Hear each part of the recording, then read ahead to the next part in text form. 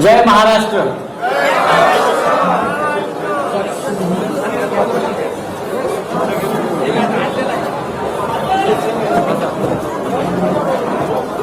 मला असं वाटतं आंतरराष्ट्रीय पत्रकार परिषद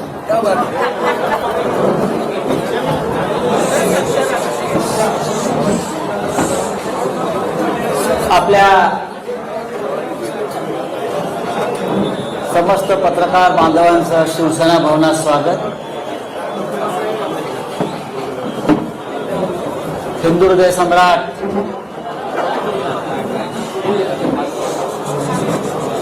शिवसेना प्रमुख बाळासाहेब ठाकरे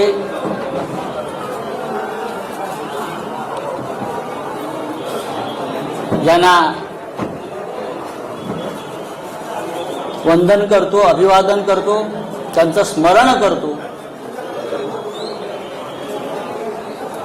कारण या वास्तूला एक महत्व आहे। अनेक लढे शिवसेना प्रमुखांच्या नेतृत्वाखाली आम्ही याच वास्तूतून सुरू केलेले। या वास्तूने अनेक हल्ले पचवलेले आहेत। नुसते हल्ले नाही तर अतिरेक्यांचा हल्लाही पचवलाय। याच वास्तूच्या खाली बॉम्बस्फोट झालेले आहेत अतिरेक्यांकडून। माझ्या सोबत शिवसेना प्रमुखांचे आमचे सगळ्यांचे सहकारी आहेत, ज्यांनी शिवसेना प्रमुखांबरोबर वर्षानुवर्ष काम केलं। असे सगळे दिवाकर रावते उपस्थित आहेत, खूप दिवसांनी अडसूळ आहेत आमचे। विनायक राऊत, अनिल देसाई, आदेश बांदेकर, मुंबईच्या महापौर किशोरीताई पेडणेकर, अरविंद सावंत, मंत्री उदय सामंत, अनेक म्हणजे संपूर्ण शिवसेना इकडे उपस्थित आहे। मी माननीय उद्धव ठाकरे, माननीय मुख्यमंत्री आणि शिवसेना पक्ष प्रमुख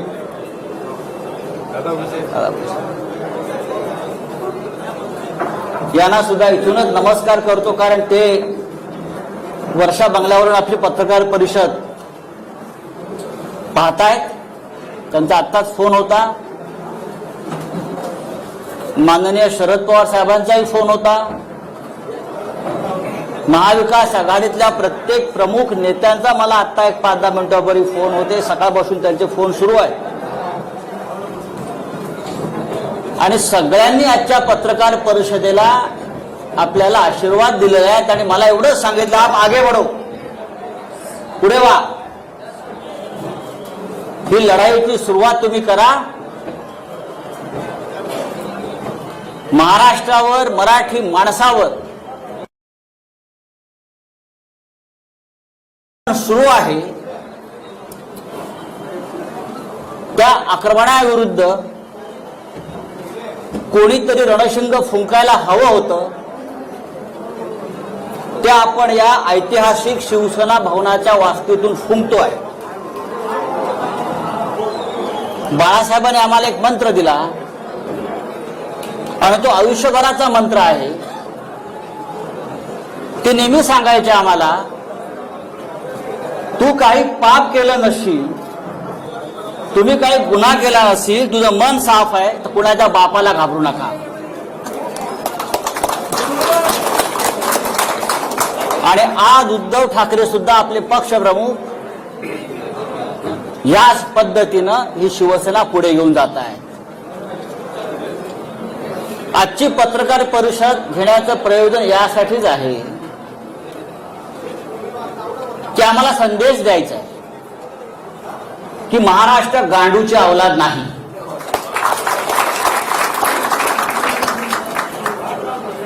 मराठी माणूस बेईमान नाही आणि तुम्ही कितीही नामर्दांगी करून आमच्या पाठीमागे वार केले तरी शिवसेना घाबरणार नाही। यासाठी हे पत्रकार परिषदेचं आयोजन आहे।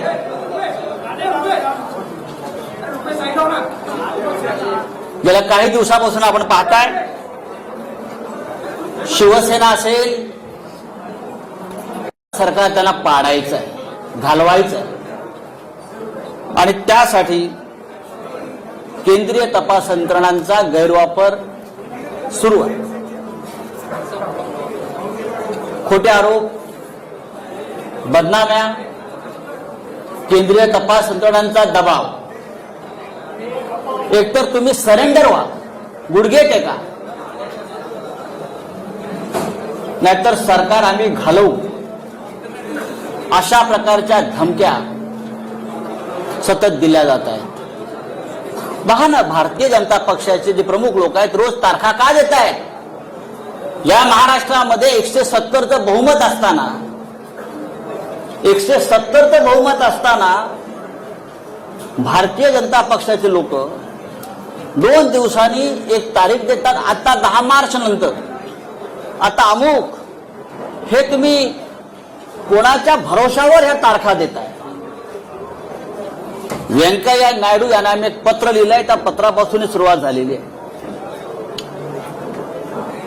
राज्यसभेचे चेअरमन व्यंकय्या नायडू, उपराष्ट्रपती यांना मी एक पत्र लिहून केंद्रीय तपास यंत्रणा महाराष्ट्रात काय करतायत आणि माझ्यासारख्या राज्यसभा सदस्याला कशा प्रकारे त्रास देऊ पाहतायत याचं कारण इतकंच आहे की साधारण 20 दिवसापूर्वी आणि त्याच्या आधी भारतीय जनता पक्षाचे काही प्रमुख लोक मला भेटले. हा विषय दिल्लीत मी सांगितलेला आहे. भारतीय जनता पक्षाचे काही प्रमुख लोक मला भेटले, ज्यांना मी ओळखतो. 3 वेळा मला ते भेटले आणि त्यांनी मला वारंवार हे सांगण्याचा प्रयत्न केला की तुम्ही या सरकारच्या प्रवाहातून बाहेर पडा. कोणत्याही परिस्थितीमध्ये आम्हाला हे सरकार घालवायचं आहे. आमची संपूर्ण तयारी झालेली आहे. एकतर आम्ही इतर राष्ट्रपती राजवट आणू, नाहीतर काही आमदार आम्हाला आमच्या हाताशी लागतायत, त्यांना तोडून आम्ही सरकार बनवू. तुम्ही मध्ये पडू नका. तुम्ही आम्हाला मदत करा आमचं सरकार येण्यासाठी. मी म्हटलं कसं काय शक्य आहे? 170 आमदारांचं बहुमत तुम्ही कसं काय उद्ध्वस्त करू शकता, पायदळी तुडवू शकता? या लोकभावना. ह्याच्यावर त्यांनी मला सांगितलं, जर तुम्ही काही लोकांनी आम्हाला मदत केली नाही तर तुम्हाला केंद्रीय तपास यंत्रणा तुम्हाला टाईट करतील. हा शब्द आहे, टाईट करतील आणि फिक्स करतील. मी आता त्यांची नावं घेत नाही, पण मी भविष्याची. आणि त्या संदर्भात दिल्लीतून सगळी सिद्धता झालेली आहे तुमच्या लोकांना टाईट करण्याचं, फिक्स करण्याचं. आणि तुम्हाला नंतर पश्चाताप होईल की तुम्ही आम्हाला का मदत केली नाही. मी म्हटलं काय हरकत नाही, तुम्ही काही करू शकता, पण महाराष्ट्राच्या सरकारला किंवा ठाकरे सरकारला नख लागेल असं कोणतेही कृत्य आमच्या सगळ्याकडून होणार नाही. त्यांनी मला असंही सांगितलं, तुम्ही पाहिलं असेल की सध्या पवार कुटुंबांवर धाडी पडतायत. सध्या त्याच काळात सध्या पवार कुटुंबावर धाडी पडतायत आणि ते सुद्धा प्रकरण सोपं नाही. आम्ही त्यांना सुद्धा टाईट करतो. शरद पवार आणि मी नंतर माहिती घेतली तर त्याच दरम्यान 1 दिवसाच्या आड दुसऱ्या दिवसापासून पवार साहेबांच्या म्हणजे पवार कुटुंबियांच्या घरावर सातत्यानं धाडी पडू लागल्या. ईडीचे लोक हे त्यांच्या घरात, त्यांच्या मुलींच्या घरात, बहिणींच्या घरामध्ये 8-8 दिवस जाऊन ठाण बांधून बसले, बाहेर पडायला तयार नव्हते. आणि तिथे सुद्धा ह्याच प्रकारच्या धमक्या त्यांना दिल्या जात होत्या. मी जेव्हा त्यांना नाही सांगितलं की तुम्ही या भानगडीत पडू नका, आम्ही प्रतिकार करू, आम्ही प्रतिकार करू, सरकार पाडण्याचा प्रयत्न झाला तर महाराष्ट्रामध्ये ठिणगी पडेल, तेव्हा त्यांनी मला असं सांगतात ते की काही होणार नाही, आम्ही केंद्रीय पोलीस बल आणून सगळ्यांना थंड करू. ईडी तर आहेच, केंद्रीय तपास यंत्रणा आहेच. आणि तिसऱ्या दिवशी ताबडतोब माझ्यावर आणि माझ्या आसपासच्या लोकांवर ईडीच्या धाडी पडायला सुरुवात झाली. तिसऱ्या दिवशी अत्यंत वाईट पद्धतीने पहाटे 4 वाजता, पहाटे 3 वाजता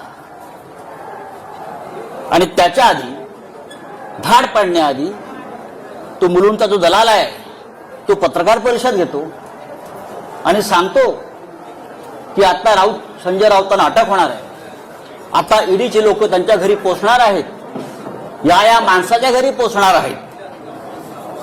हा काय प्रकार?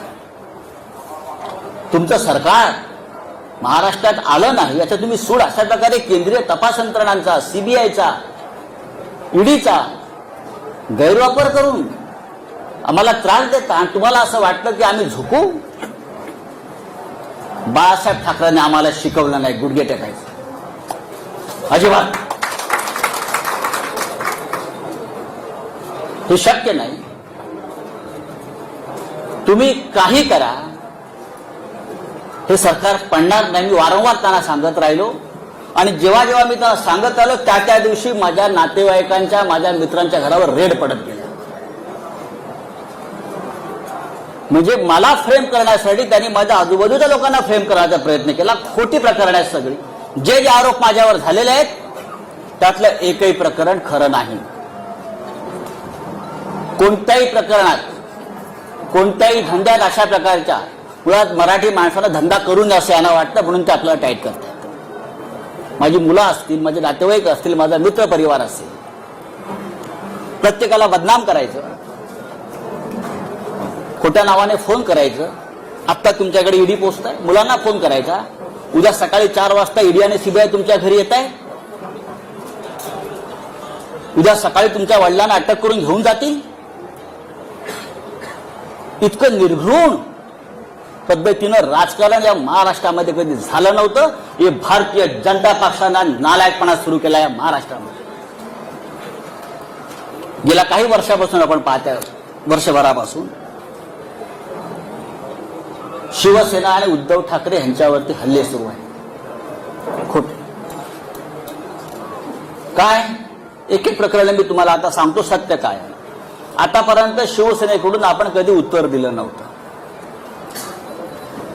आता उद्धवजींनी मला सांगितलंय, आधी लोकांसमोर वस्तुस्थिती येऊ द्या, सत्य येऊ द्या,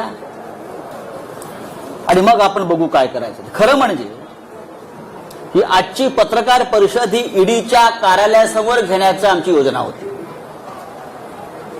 पण नंतर आमची चर्चा झाली की सुरुवात इथून करू आणि अंत तिकडे करू. पाहू महाराष्ट्रात कोण राहता येते, तुम्ही राहताय की आम्ही राहतो. हा महाराष्ट्र आमच्या बापाचा आहे. हे बाहेरचे लोक येऊन आमच्यावरती दादागिरी करणार, आमच्या घरात घुसणार, आमच्या बायका मुलींकडे बघणार, हा, आणि भाजपवाले टाळ्या वाजवणार, हा निर्लज्जपणाचा कळस आहे. छत्रपती शिवाजी महाराजांच्या राज्यामध्ये, बाळासाहेब ठाकरेंच्या राज्यामध्ये कधी असं घडलं नव्हतं. या राज्यात अनेकांनी राज्य केलं, पण ह्या पद्धतीनं कधी राजकारण केलं नव्हतं. उद्धव ठाकरे आणि परिवाराचे रोज काहीतरी एक प्रकरण काढत असतात. काय तथ्य आहे त्यात? आतापर्यंत कोणी त्यांच्याकडनं सांगायला आलं नाही समोर. पण मी तुम्हाला सांगतो, तो जो कोण बोलतोय ना, दलाल, ज्याला मराठीमध्ये आपला भडवा म्हणतात, बरोबर ना, शुद्ध भाषेत आपल्या मराठीत भडवा म्हणतात, भडवा. हा, त्याने असं म्हटलं की ठाकरे कुटुंबियांनी कोरलाई गावात, अलिबाग जवळच्या 19 बंगले बांधून ठेवलेत म्हणे. काय? 19 बंगले. ही बेनामी प्रॉपर्टी आहे. 19 बंगले. माझं आव्हान आहे त्या माणसाला, माझं त्या दलालाला आव्हान आहे, आणि आपल्या सगळ्यांना मी सांगतो, कधी सांगा आपण 4 बसेस करू आणि आपण त्या 19 बंगल्यामध्ये पिकनिकला जाऊ. आपण त्या बंगल्यात एक पिकनिक काढू सगळ्या पत्रकारांची. जर तुम्हाला ते बंगले तिकडे दिसले तर मी राजकारण सोडीन, आणि जर दिसले नाही तर त्या दलालाला जोड्याने मारेन. अख्खी शिवसेना जोड्याने मारेन. म्हणजे दिशाभूल करायचं, खोटेपणाचा कळस करायचा, भंपकपणा करायचा, कुठे आहेत बंगले? 19 बंगले, 19 बंगले, रोज टीव्हीला चालू 19 बंगले, 19 बंगले. चला दाखवूया, जाऊ आपण तिथे एक पार्टी करू, बंगल्यात बसून देतो चाव्या तुम्हाला. मी उद्योजकाला विचारलं, आम्हाला दाखवा बंगले तुमचे. पण लोकांच्या मनामध्ये भ्रम निर्माण करायचा, खोटेपणा, भंपकपणा, मराठी माणसाचा द्वेष, महाराष्ट्राविषयी असूया. हाच किरीट सोमय्या ज्याने काही वर्षापूर्वी हायकोर्टामध्ये एक पिटिशन केलं होतं, आठवत असेल तुम्हाला, शिशिर शिंदे असतील त्यांना माहिती आहे. मराठी भाषा, बरोबर ना, मुंबईतून मराठी भाषा शालेय शिक्षणात सक्तीचे असू नये यासाठी जो माणूस कोर्टात जातो आमच्या मराठी भाषेविरुद्ध, त्याच्याकडून तुम्ही काय अपेक्षा करता? हा भारतीय जनता पक्षाचा फ्रंटमॅन आणि मराठी कट्टा चालवतात हे लोक मुंबईमध्ये, महानगरपालिका मराठी कट्टा. मराठी भाषेच्या विरुद्ध जो माणूस कोर्टात गेला महाराष्ट्रामध्ये, हाच तो भडवा दलाल आमच्या मराठी भाषेविरुद्ध. आणि काय तुम्ही सांगताय मराठीला अभिजित भाषा दर्जा आम्ही देतोय म्हणून? आधी याचं थोबाड बंद करा, आता आम्ही करू. दुसरा एक तो हल्ली म्हणतोय की आमचे श्रीधर पाटणकर आमच्या परिवारातले, त्यांनी म्हणे देवस्थानाच्या जमिनी विकत घेतल्या कर्जतला. मी स्वतः माहिती घेतली, मी काय पाटणकरांशी बोललो नाही, पण मी स्वतः माहिती घेतली त्या संदर्भात काय आहे. माझं त्याला आव्हान आहे हा आरोप करणारा. पाटणकरांनी देवस्थानाची जमीन कुठे आणि कशी विकत घेतली तुम्ही दाखवा. जी काय जमीन तुम्ही दाखवताय ही जमीन त्यांनी, म्हणजे हे बापरे,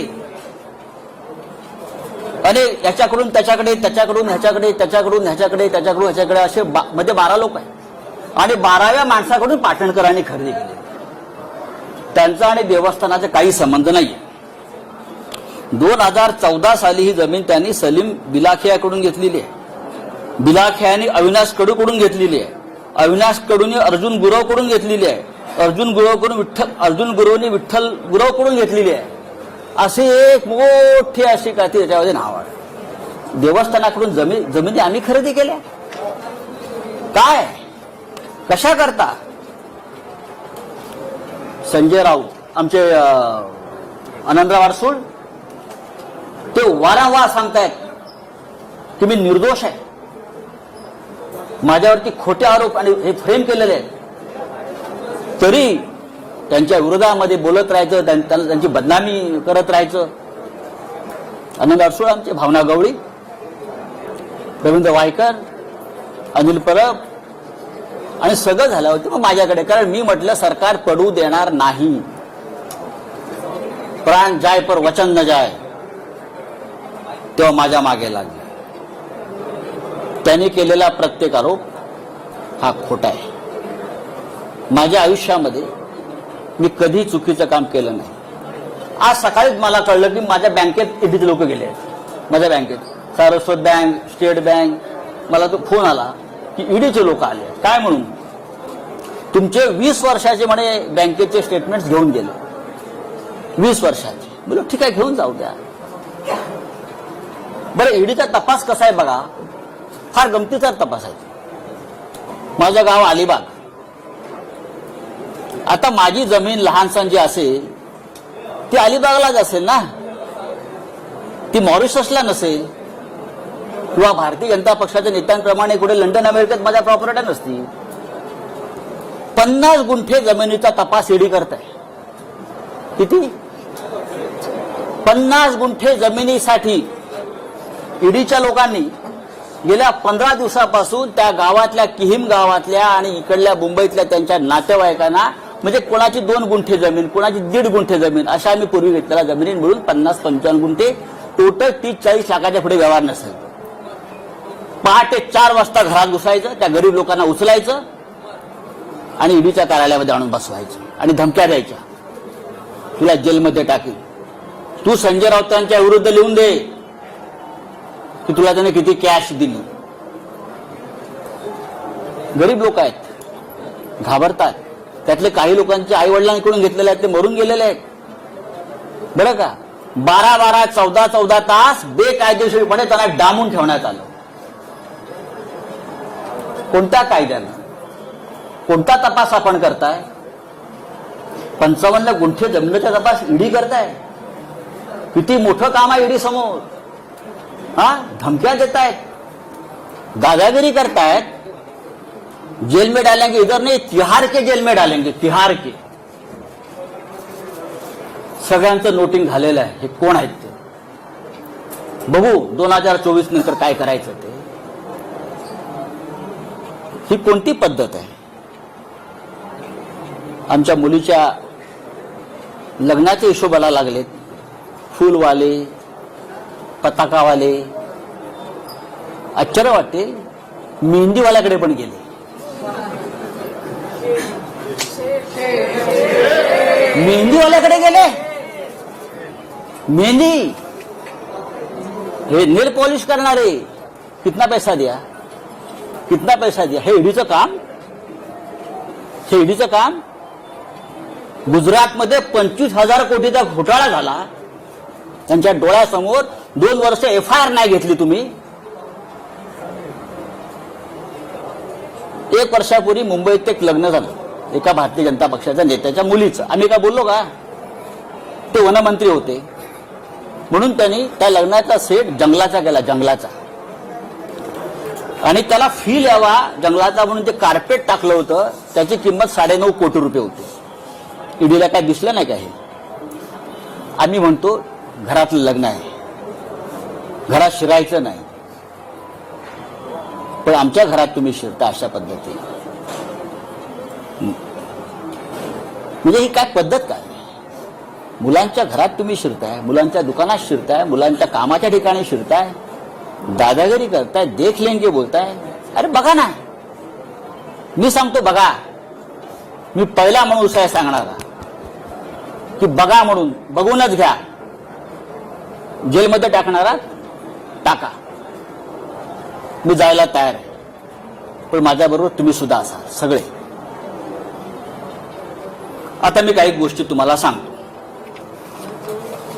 हळूहळू त्या सांगायला हव्यात.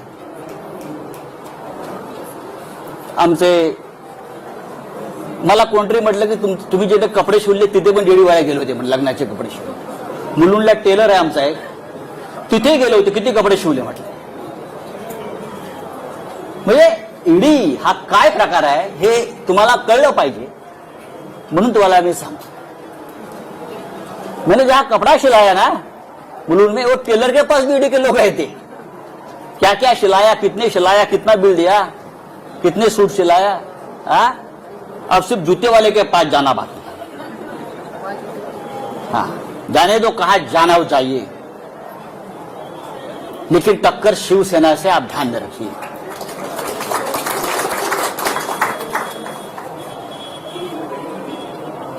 एक दूध वाला है हरियाणा में. हरियाणा में एक दूध वाला है, मिल्कमैन, एस नरवर. मैं पूछना चाहता हूं ईडी से, क्या आप ये नरवर को पहचानते हो? सिर्फ 5 साल में एक दूध वाला 7,000 करोड़ का मालिक कैसे बन गया? किसका पैसा है?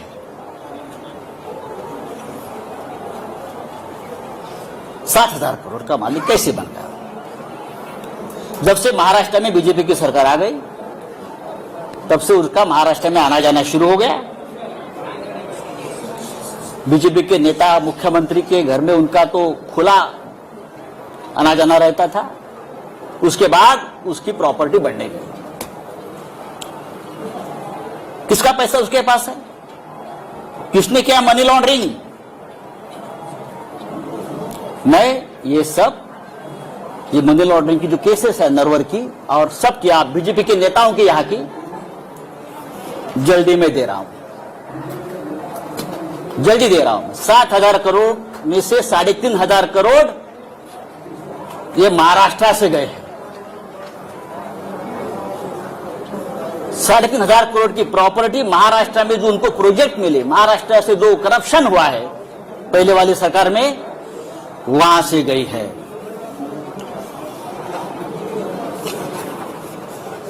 महाराष्ट्र में सबसे बड़ा घोटाला जो है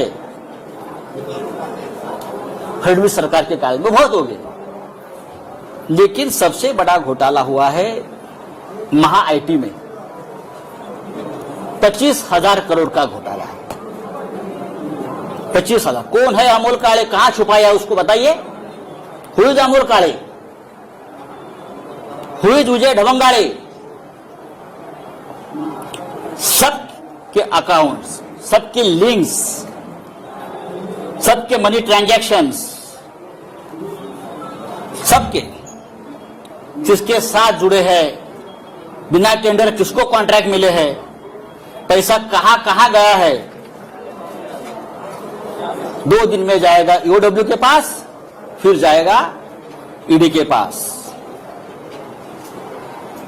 5,000 करोड़ का तो हिसाब मेरे पास आया है। 5,000 करोड़ का हिसाब मेरे पास आया है, वो जाएगा। हमारी 1 गुंठा जमीन आप निकालते हो, हमारे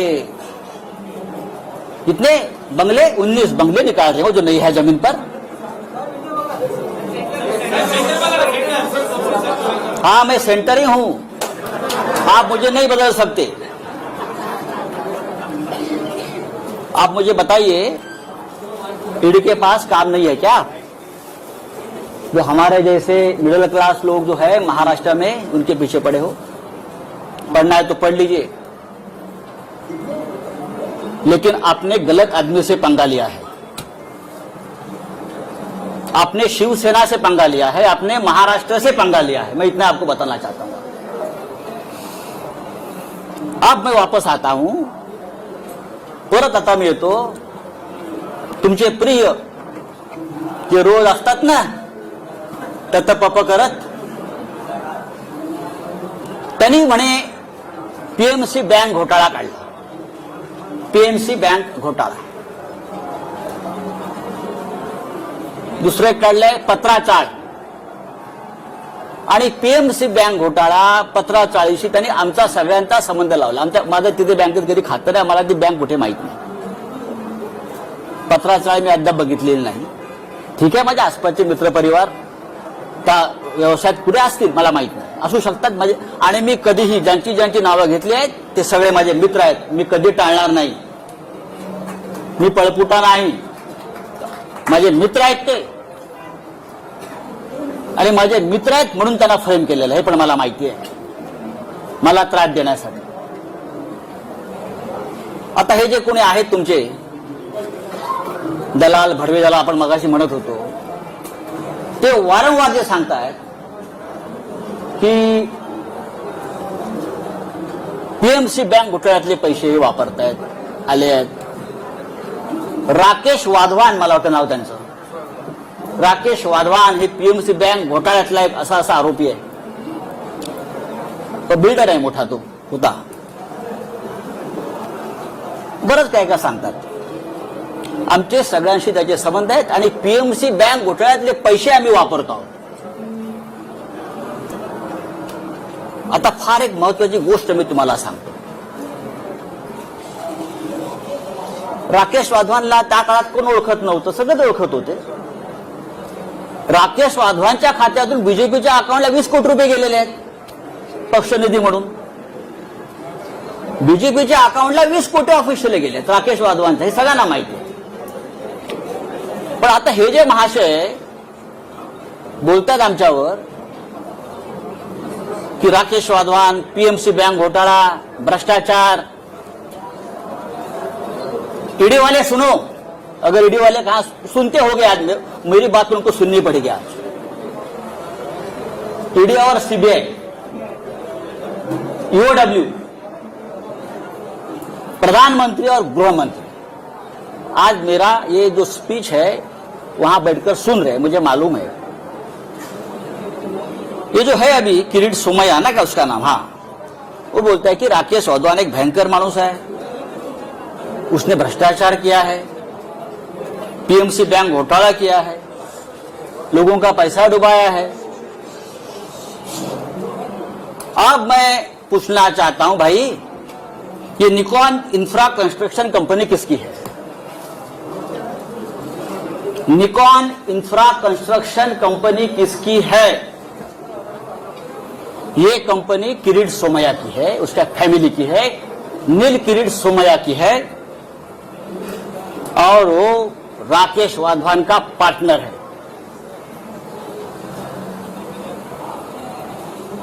निकॉन इन्फ्रासाठी पीएमसी बँक घोटाळ्यातल्या पैशाची गुंतवणूक करून हजारो कोटी रुपयाचा प्रकल्प त्याने मौजे गोखिवरे तालुका वसईत उभारलेला आहे।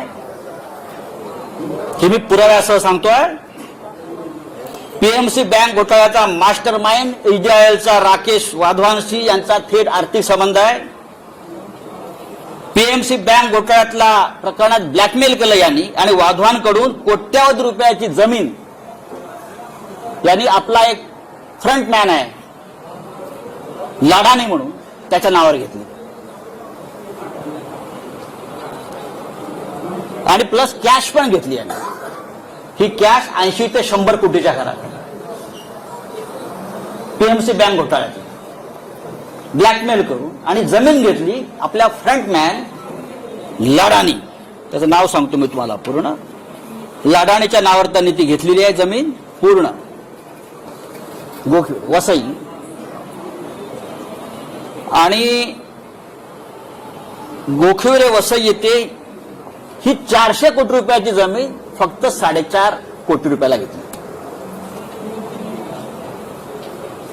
अशा 2 जमिनी त्याने घेतलेल्या आहेत। एक जमीन 7 कोटीला घेतली आणि त्या जमिनीवर जी कंपनी आहे या कंपनीचा डायरेक्टर नील किरीट सोमैया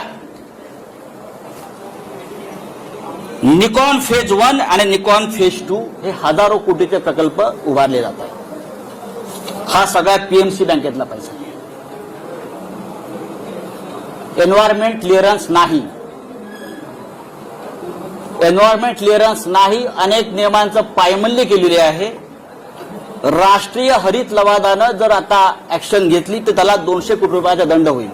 माझं आदित्य ठाकरे पर्यावरण मंत्री यांना आवाहन आहे, ताबडतोब यात लक्ष घाला आणि या प्रोजेक्टच्या संपूर्ण परवाने रद्द करावी आणि ईओडब्ल्यूनं पीएमसी बँक घोटाळ्यामध्ये किरीट आणि नील सोमैयाला ताबडतोब अटक करा। पीएमसी बँक घोटाळ्याच्या आधी किरीट सोमैयाच्या अनेक जवळच्या लोकांनी बँकेतून पैसे काढून घेतले। मी तुम्हाला नंतर ती यादी देणार आहे, म्हणजे याला घोटाळा होतोय माहिती आहे। मुळात पीएमसी बँक घोटाळ्यातल्या या माणसानं किरीट सोमैयाच्या माणसाला जमीन का विकली? 2015 साली तेव्हा घोटाळा सुरू होता ना। हा भ्रष्टाचाराविरुद्ध लढणारा माणूस स्वतः हा आम्हाला अक्कल शिकवतोय, आम्हाला ज्ञान देतोय। हे एक लक्षात घ्या, हे सगळं एका बाजूला भ्रष्टाचारावरती भजन करायचं, दुसऱ्या बाजूला महाराष्ट्र लुटायचा, मुंबई लुटायची, आमच्यावरती आरोप करायचे मुंबई महानगरपालिकेपासून सर्वत्र, आणि आपले भ्रष्टाचार लपवायचे। हा किरीट सोमैया हा भारतीय जनता पक्षाचा सध्या मुंबईतला चेहरा आहे, लक्षात घ्या।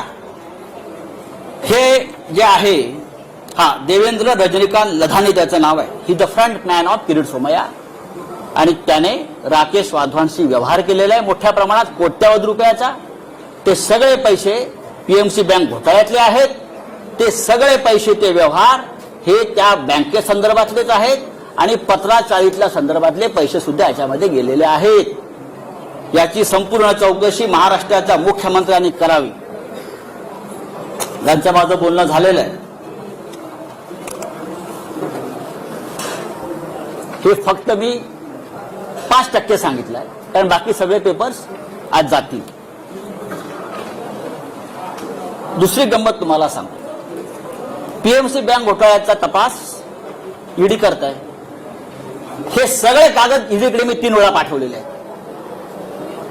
हे सगळे पेपर्स, ऑल डॉक्युमेंट्स भ्रष्टाचाराच्या या किरीट सोमैयाच्या गेल्या 3 महिन्यामध्ये मी किमान 3 वेळा ईडी कार्यालयात पाठवलेले आहेत। तुम्ही 1 गुंठे 2 गुंठेवाल्यांना बोलवता आणि मी बघितलंय हा किरीट सोमय्या आतमध्ये बसून ईडीच्या कार्यालयामध्ये दही आणि खिचडी खात असतो रोज. हा, त्याच्या बापाचं राज्य आहे का इथे? तुम्ही आमच्या मराठी लोकांना बोलवणार, तुम्ही आमच्या मंत्र्यांना बोलवणार, तुम्ही आमच्या आमदार खासदारांना बोलवणार. और ये जो लोग हैं, ईडी का करप्शन इस हद तक है कि ये सब लोग ईडी के वसूली एजेंट बन गए. और मैं ये बहुत दावे के साथ कहता हूं. अब और एक मैं आपको बहुत इंटरेस्टिंग और मजे की बात बताने जा रहा हूं. ईडी वाले सुनो और हिम्मत है तो मेरे घर पर आइए. मैंने पहले भी इस मंच से कहा था मैं नंगा आदमी हूं, मैं शिव सैनिक हूं. आप कितना भी मेरे बारे में गलत कर लीजिए, कितनी भी फ्रेम कर लीजिए, आई विल फाइट. मैं ईडी वाले से पूछता हूं कि जितेंद्र चंद्रलाल नवलानी कौन है? नाम लिख लीजिए, जितेंद्र चंद्रलाल नवलानी. ये नाम सुनकर मुंबई और दिल्ली के ईडी ऑफिस का सांस बंद हो गया होगा. उनको पसीने छूटे हैं.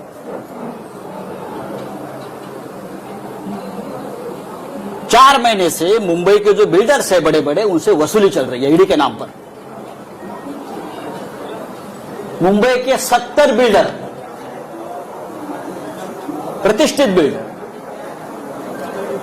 उनसे ईडी के नाम पर जो वसूली हो रही है उसको ईडी को भी पता है, कुछ अधिकारियों को पता है. ये कौन है, ये किसके लोग हैं, सब डेटा मेरे पास है. और मैं सबसे पहले प्रधानमंत्री मोदी जी को इस बारे में, जैसे वेंकैया जी को लिखा है, मैं मोदी जी को लिखूंगा, मैं अमित शाह जी को लिखूंगा. बाद में जानकारी यही जगह से आपको दूंगा. जितेंद्र नवलानी, फरीद शमा, रोमी और फिरोज शमा, ये 4 किसके एजेंट हैं? मुंबई के 60 बिल्डरों से लोगों ने लगभग 300 करोड़ रुपए जमा किए हैं. कहां हो गया उसका मनी लॉन्ड्रिंग, मैं आपको बता दूंगा जल्दी.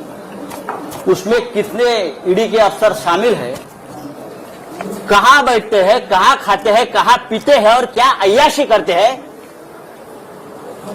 ये मैं देश को बताऊंगा. चाहे आप मुझे गोली मारो, आप मुझे जेल में डालो, आप कुछ भी करें, मैं आपसे डरने वाला नहीं हूं. आप करिए, आपको जो करना है करिए. अब जो बात मैंने आपसे कही है कि आप बात समझ लीजिए, महाराष्ट्र को बदनाम करना की एक बहुत बड़ा साजिश है. महाराष्ट्र, बंगाल और झारखंड, ये 3 राज्यों की सरकार गिराने की साजिश चल रही है और ईडी और सीबीआई का हथियार बना रहे हैं. हमारे जैसे लोग जो पार्टी के लिए अपनी जान देने को तैयार है, हमारे जैसे लोग, हम सबको तकलीफ देंगे, धमकाएंगे, डराएंगे. लेकिन भाई, आपने हमारा डीएनए अभी तक देखा नहीं है क्या है. ऐसी कोई जेल बनी नहीं है कि मुझे 2 साल तक जेल में रखे. हमने बहुत देखा है जिंदगी. आइए, अरे बच्चों को धमकाते हैं लोग, ईडी वाले छोटे छोटे बच्चों को धमकाते हैं.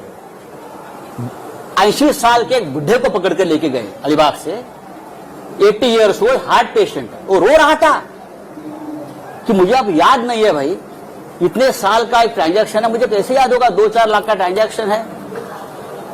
तू यहां ही मरेगा, तू घर में नहीं जाएगा. इस प्रकार से ईडी के अधिकारी ने उसको धमकाया. अमित शाह, मोदी जी से मेरा ये निवेदन है, क्या यही आपकी डेमोक्रेसी है? आप इमरजेंसी के बारे में बड़े बड़े भाषण देते हो, आक्रोश करते हो, और ये आपकी एजेंसी. अरे हमसे लड़ो ना. जिस दिन मेरे रिलेटिव्स के ऊपर, मेरे दोस्तों के ऊपर रेड्स हो रही थी और इनोसेंट लोगों को पकड़कर लेके जा रहे थे। उस रात को मैंने अमित शाह जी को फोन किया था। उस रात को मैंने अमित शाह जी को फोन किया था। मैंने कहा कि अमित शाह जी, मैं आपका बहुत रिस्पेक्ट करता हूं, आप बड़े नेता है, देश के गृह मंत्री है, लेकिन ये जो चल रहा है ये ठीक नहीं है। अगर आपकी मुझसे दुश्मनी है तो आप मुझे अरेस्ट करिए, मैं तैयार हूं, आप मुझे टॉर्चर कीजिए, लेकिन आप मेरे नजदीकी, मेरे दोस्त, मेरे रिलेटिव्स, मेरे बच्चे, आप उनको क्यों टॉर्चर कर रहे हो आपकी एजेंसी? मैंने कहा उनको, और भी मैंने लोगों से बात की। ये शिवसेना भवन है, बाला साहब ठाकरे जी से हमने हमेशा प्रेरणा ली है। ये महाराष्ट्र है, ये छत्रपति शिवाजी का महाराष्ट्र है। मैं इतना ही कहूंगा, आप करिए कुछ भी, हम झुकेंगे नहीं, हम डरेंगे नहीं, हम झुकेंगे नहीं, लेकिन आपको झुकाएंगे हम। किसी भी हालत में महाराष्ट्र में ठाकरे सरकार रहेगी और 2024 में भी देश में परिवर्तन होगा। तभी डराने वाले, धमकाने वाले कहां होंगे, इतना मैं कहूंगा। जो मुझे बात कहनी थी मैंने कह दी है। मुझे लगता है नो क्वेश्चन आंसर्स, ये काफी है। और ये बात अब तक, ये कहानी पूरी नहीं हुई है, ये ट्रेलर है। आने वाले समय में कुछ वीडियो, कुछ क्लिप्स और डॉक्यूमेंट्स लेकर मैं सामने आ जाऊंगा। मैं देखता हूं कौन क्या करता है। आप दिल्ली में, कुछ लोग गए, दिल्ली में जाओ, नहीं तो जो बाइडेन के पास जाओ, मुझे कोई फर्क नहीं पड़ता है। मैं शिवसैनिक हूं, मेरी जिंदगी संघर्ष में गई है, लड़ाई में गई है। बाला साहब ठाकरे जी का मुझे हमेशा आशीर्वाद मिला हम सबको, हम हारने वाले नहीं है। जय हिंद, जय महाराष्ट्र।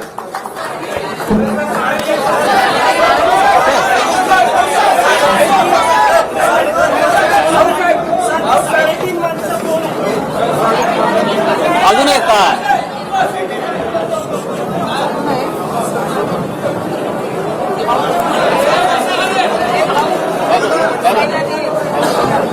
हाँ, हेलो हेलो, अरे आवाज नहीं।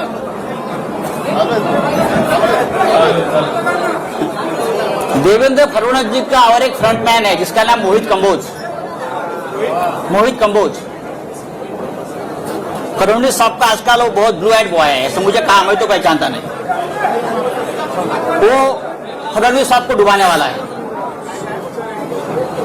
ये जो मैं देख रहा हूं, मैं थोड़ा सा बाकी है। ये जो पत्राचाल वाला इशू निकाला है ना, ये पत्राचाल की जमीन खरीदने वाला है मोहित कंबोज है। सबसे बड़ा घोटाला, और उसमें भी पीएमसी बैंक का पैसा लगा है। पीएमसी बैंक को डुबाने वाला, वहां का करप्शन का पैसा ये पत्राचाल में लगा है। और मोहित कंबोज का वहां एक लग्जर कंस्ट्रक्शन प्रोजेक्ट बन रहा है पत्राचाल पे, और हम पे उंगली दिखा रहे हैं। दूसरी बात है कि और एक है, सॉरी, इसके बारे में मैं और बता दूंगा। कागज कहाँ गया हो? और एक कागज था उसका, हाँ, राकेश वाधवान, जो मैंने नाम लिया था, राकेश वाधवान, उसके पास से ये मोहित कंबोज के केबीजी ग्रुप ने 1,65,000 स्क्वायर मीटर की जगह में 40 एकड़ क्षेत्र में से 4557115 स्क्वायर मीटर, जिसकी कीमत है 12,000 करोड़, मोहित कंबोज ने खरीद लिया। कितने में खरीद लिया? 100 करोड़ में सिर्फ। कैसे? किसका पैसा है? और लोग बोलते हैं ये हमारे फडणवीस साहब का ब्लू आइड बॉय है, ब्लू आइड बॉय है। ये Kamboj bio farming private limited, KBG ventures, Ironman real estate, Tirth experience private limited, KBG hotels, Shivabi hotel, silver stick film company, Kaal Bhairav ventures, Naps media solutions, PM reality, Kaal Bhairav. उसमें किसका पैसा कहां से आया है, फडणवीस साहब, सिर्फ आपको ही मालूम है। धन्यवाद।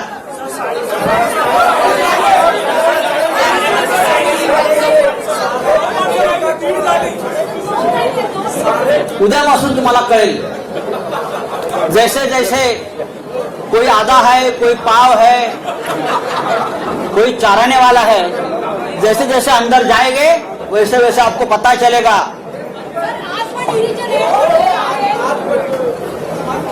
चलिए, धन्यवाद।